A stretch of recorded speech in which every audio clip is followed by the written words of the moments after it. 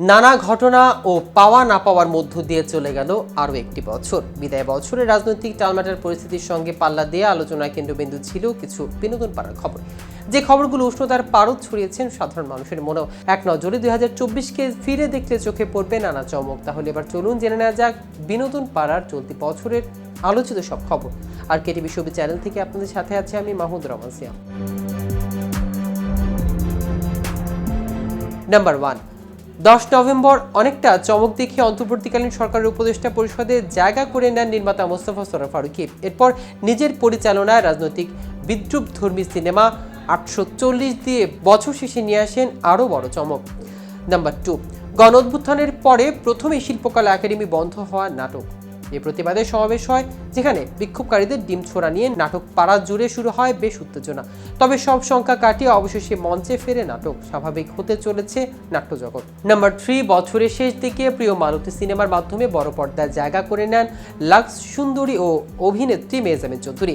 এর আগে সাবা সিনেমা দিয়ে সুবাস ছড়িয়েছেন আন্তর্জাতিক অঙ্গনে। এদিকে চলচ্চিত্র সিনেমা দিয়ে ছোট পর্দায় আরেক জনপ্রিয় অভিনেতা জিয়াউল ফারুক অপূর্ব অভিষেক হয় ওপার বাংলার বড় পর্দায়। নাম্বার 4, চলতি বছরে সাকিব খান অভিনীত রাজকুমার তুফান ও দরদ নামে 3টি সিনেমা মুক্তি পায়। তুফান এবছর সবচেয়ে ব্যবসা বহুল সিনেমা হলেও দরদ নিয়ে বেশ সমালোচিত হয়েছেন এ নায়ক। নাম্বার 5, নকশি কাঁথার জমিন। নকশি কাঁথার জমিন দিয়ে শেষ হয় 2024 সালের চলচ্চিত্র মুক্তির উৎসব।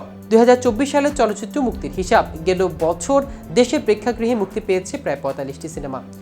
নাম্বার 6, বিজয়ের মাসে জুলাই আগস্ট অভ্যুত্থানে নিহত আহতদের পরিবারকে সহায়তায় বিনা পারিশ্রমিকে শ্রোতাদের গান শোনাতে আসেন পাকিস্তানের জনপ্রিয় সঙ্গীত শিল্পী রাহাত ফাতে আলী খান। এর আগে let's 5 art and music festival শিরোনামে বাংলাদেশের মঞ্চ মাতাতে আসেন পাকিস্তানের অন্যতম গায়ক আতিফ আসলাম। নাম্বার 7, সাংবাদিকদের সাথে দ্বন্দ্ব প্রেম ও সংক্রান্ত বিষয় এবং লাইভে এসে বিভ্রান্তি ছড়িয়ে বছর জুড়ে বিতর্কিত ছিলেন সাদিয়া আরমান। বৈষম্য বিরোধী গণ অভ্যুত্থানে সাবেক প্রধানমন্ত্রীর সাথে ঘনিষ্ঠতা থাকার কারণে 5 আগস্টের পর সমালোচনার মুখে পড়েন চঞ্চল চৌধুরী, অপু বিশ্বাস, বিজয়ী বরকতুল্লাহ সহ অনেকে। বিতর্কে কেন্দ্রে ছিল আলো আসবে নামে একটি হোয়াটসঅ্যাপ গ্রুপ এবং অভিনেতা ফেরদৌস রিয়াজ ও অরুণা বিশ্বাস, তানভীর সুইটি, জ্যোতিকা জ্যোতি সহ আর অনেকে। নাম্বার 8, বৈষম্য বিরোধী ছাত্র আন্দোলনে গণহত্যার প্রতিবাদে ও এক দফা দাবিতে রাজপথে নেমেছিলেন তারকারাও। আন্দোলনে যোগ দিয়েছিলেন আজমেরি হক বাঁধন, জাকিয়া বাড়ি মমো, প্রিন্স মাহমুদ ও মোশাররফ করিম, সিয়াম সহ সাংস্কৃতিক অঙ্গনের অনেকেই।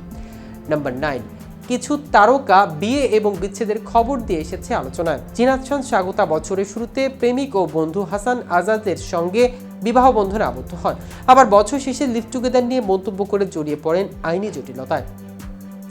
নাম্বার 10, চলতি বছরে স্বামী রাকিবের সঙ্গে বিচ্ছেদের পথে হাঁটেন চিত্রনায়িকা মাহিয়া মাহি। 20 জুলাই স্ত্রী অর্পিতার সঙ্গে বৈবাহিক সম্পর্ক শেষ করে চিত্রনায়ক আরিফিন শুভ। তো ভিউয়ার্স, ভিডিওটি সম্পর্কে আপনাদের কোনো মতামত থাকলে আমাদের কমেন্ট করে জানাতে পারেন।